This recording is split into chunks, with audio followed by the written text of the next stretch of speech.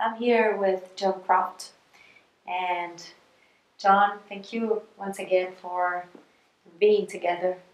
And I'd like to ask you what's the importance of creating affection towards the Amazon to save it?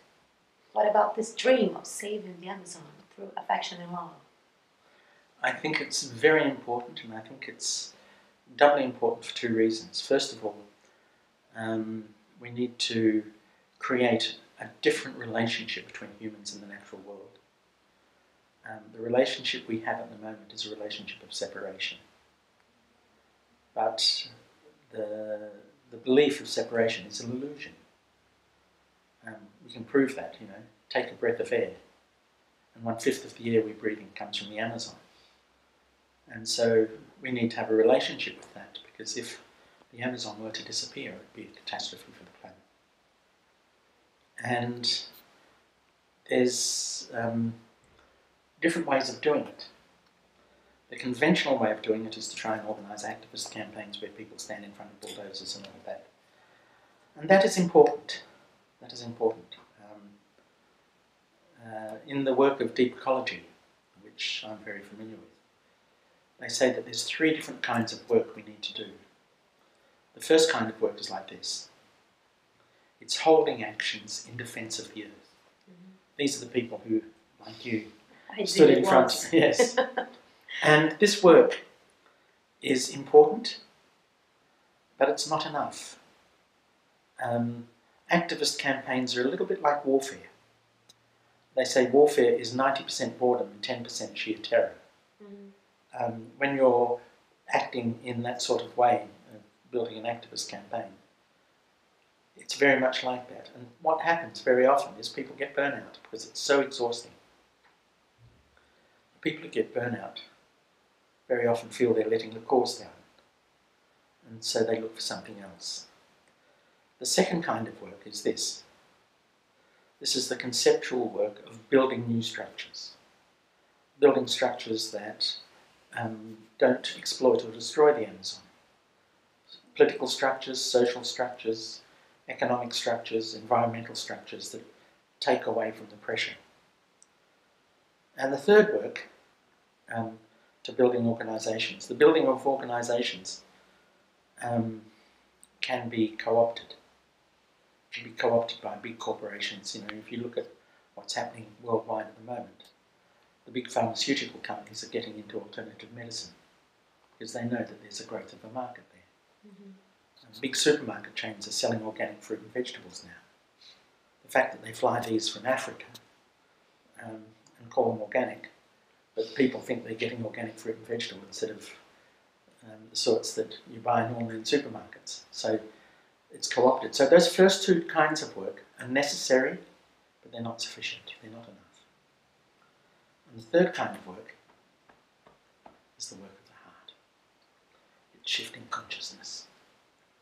And we need that third kind of work because that will enable us to hold true to our own values.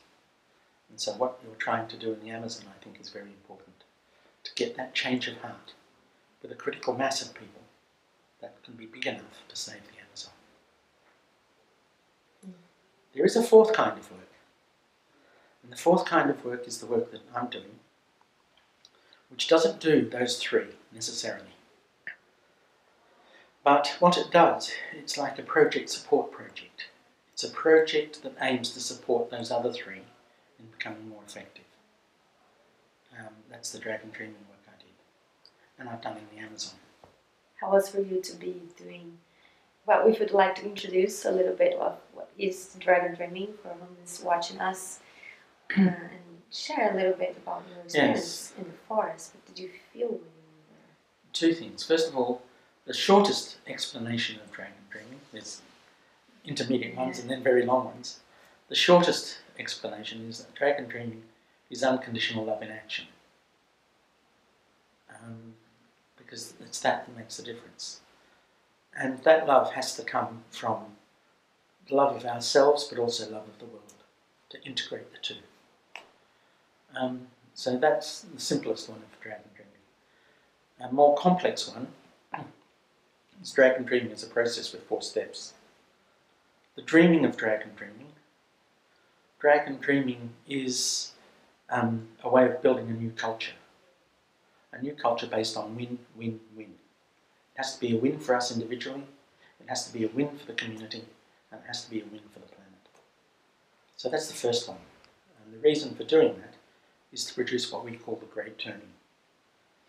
And the Great Turning is, how do we shift away from an exploitative, expansionist, industrial growth society that has to keep growing into a culture that actually enables complex life on Earth to survive.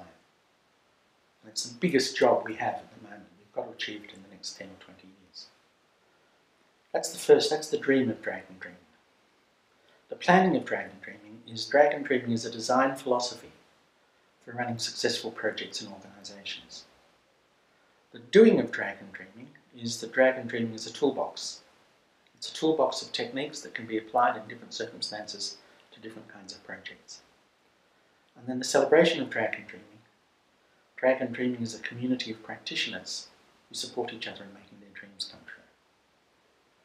So that's Dragon Dreaming. In terms of the Amazon, when I went up the Amazon, to Amazonas, it was like, in Papua New Guinea they have an advertisement for people to come to Papua New Guinea. Mm-hmm. They say, now come to Papua New Guinea, it's like everywhere you've never been. And it was a little bit like that with the Amazon. The sensation I had as we went up through the Ekarape, and it was literally like going up into the alveoli of the lungs of the planet. Mm. It was just amazing. That place it has to be seen to be believed. Yeah. It has a very, very powerful energy. Totally. Yeah. I was open to listen to the voice of the Amazon. She will speak out loud. Yeah, well, that's the thing, is we need to start hearing, as Aboriginal people in Australia say, we need to start hearing the song of the earth. That we are blind and deaf. And yet, the traditional cultures that lived in the Amazon for at least 15,000 years, they could hear that song, they knew what it was about. And if we're going to save the Amazon, we need to hear it too. To hear that song of the earth. This is my dream. Yeah. Good, and we'll try and support it any way we can. That's why you need to come to the International Con Festival of Dragon Dreaming in Brazil. You see? Come. Good. Thank you so much. My pleasure. Thank you so much. And good luck with your campaign. Yeah, thank you. It is very important. Thank you. Yeah, it has come through me. This is my feeling. It's not my project. I don't this is the mistake people make. Which one? People think that dreaming is an individual, subjective process. Exactly. And it is not true. Yeah. Our dreams come through us. Dreaming is a collective, and it's a trans-person project. Mm. And that's why, that's one reason why it's called Dragon Dreaming, is our dreams take hold of us. Yes. It's not us having the dream. Yeah, this is how I feel. Yeah. And that's what everybody who's involved in your campaign will have to feel too. Yeah. So, good. Definitely. Thank you. Thank you.